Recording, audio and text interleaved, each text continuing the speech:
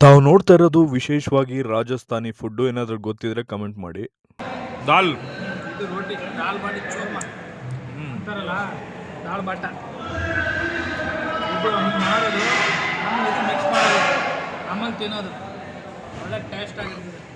ನಮಸ್ಕಾರ ದೇವರು. ಧರ್ಮಸ್ಥಳದ ಭಾಗ 2 ವಿಡಿಯೋ ಇದು. ನಾನು ಹಿಂದಿನ ವಿಡಿಯೋದಲ್ಲಿ ಹೇಳಿದ್ದೆ ರಾಜಾರಾಮ್ ಅವ್ರದ್ದು ತಿಥಿ ಇದೆ, ಅಲ್ಲಿಂದ ಊಟ ಮಾಡ್ಕೊಂಡು ನಾವು ಧರ್ಮಸ್ಥಳಕ್ಕೆ ಹೋಗ್ತೀವಿ ಅಂತ. ತಾವು ನೋಡ್ತಾ ಇರ್ಬೋದು ಇದೇ ವಿಶೇಷ ಅಡುಗೆ. ನೋಡಿ, ನಮ್ಮ ಸ್ನೇಹಿತರು ಇಲ್ಲೇ ಇದ್ದಾರೆ, ನಾನು ಊಟ ಮಾಡಕ್ಕೆ ಬಂದಿದ್ದೀವಿ. ಏನು ಮಜಾ ಇದೆ ಅಂದರೆ ಟೇಸ್ಟು ಹೇಳೋಕ್ಕೆ ಸಾಧ್ಯ ಇಲ್ಲ. ಇದೇನೋ ದಾಲ್ ಬಾಟ್ ಚೂರ್ಣ ಅಂತ.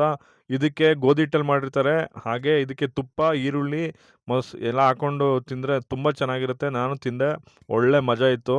ಹಾಗೆ ರಾಜಾರಾಮದು ಭಜನೆ ಆಗ್ತಿದೆ, ಕೇಳ್ಕೊಂಬನ್ನಿ.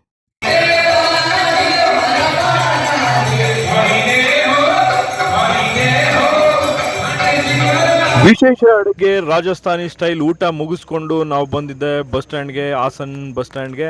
ನಮ್ಮ ಸ್ನೇಹಿತರೆಲ್ಲ ಇಲ್ಲೇ ಇದ್ದಾರೆ ನೋಡಿ, ಹಾಯ್ ಮಾಡ್ತಾ ಇದ್ದಾರೆ. ಹಾಗೆ ನಾವು ಹಿಂಗಡೆ ಬರ್ತೀವಿ. ಬಾಬ್ಜಿ ನಮ್ಮ ಡೋಪ ಇದ್ದಾರೆ. ನಮ್ಮ ಡೋಪ ಮಾಡಿದ್ರು.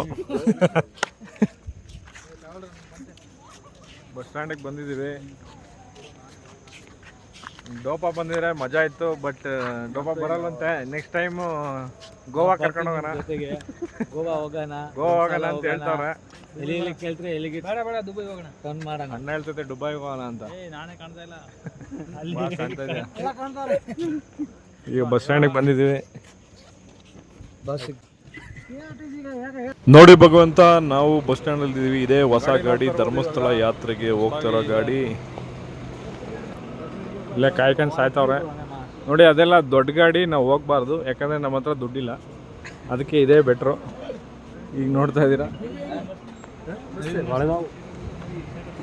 ಹೊಸ ಗಾಡಿ ಸಾಕಾಗೈತೆ. ಗೊತ್ತಾಗಲ್ಲ ಡೋಪ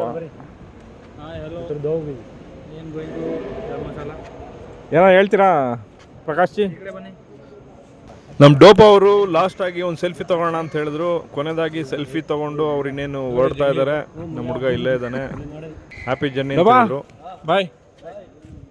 ಡೋಪ ಇವತ್ತು ಕಾರಲ್ಲಿ ಡ್ರಾಪ್ ಮಾಡಿ ಅವರು ಇವಾಗ ರಾಜಾರಾಮಲ್ಲಿ ಭಜನೆಗೆ ಹೋಗಿ ನೆಕ್ಸ್ಟ್ ಊರಿಗೆ ಹೋಗ್ತಾರೆ. ನಾವಿವಾಗ ಹತ್ತುತ್ತಾ ಇದೀವಿ ಬಸ್ಸು. ನಮ್ಮ ಹುಡುಗರೆಲ್ಲ ಇಲ್ಲೇ ಇದ್ದಾರೆ ಮಜವಾಗಿ.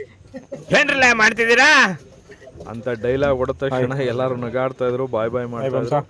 ನಾನಿವತ್ತು ನಮ್ಮ ಹುಡುಗನ ಜೊತೆ ಅವನ ಪಕ್ಕದಲ್ಲೇ ಕುತ್ಕೊಂಡು ಹೋಗ್ತಾ ಇದೀನಿ. ಇವನು ನನ್ನ ಪ್ರಕಾಶ್, ನನ್ನ ದೋಸ್ತ್. ನಾವಿವಾಗ ಬಂದಿರೋದೇ ಸಕಲೇಶ್ಪುರಕ್ಕೆ. ಈಗ ಘಾಟ್ ಸೆಕ್ಷನ್ ಚೇಂಜ್ ಆಗುತ್ತೆ. ಡ್ರೈವರ್ ಬೇರೆಯವರು, ಘಾಟ್ ಸೆಕ್ಷನ್ ತುಂಬಾ ಇರೋದ್ರಿಂದ ಬೇರೆ ಡ್ರೈವರ್ ನಿದ್ದೆ ಮಾಡಿ ಬೇರೆ ಡ್ರೈವರ್ ಬರ್ತಾರೆ.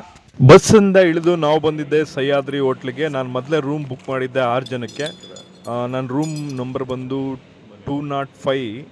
ಇವರು ತುಂಬ ಅಂದರೆ 1,000ಕ್ಕೆಲ್ಲ ನಮಗೆ ರೂಮ್ ಸಿಕ್ಬಿಡುತ್ತೆ. ಬಿಸಿನೀರು ವ್ಯವಸ್ಥೆ ಇದೆ, 5 ಗಂಟೆಗೆ ಬಿಸಿನೀರು ಬರುತ್ತೆ.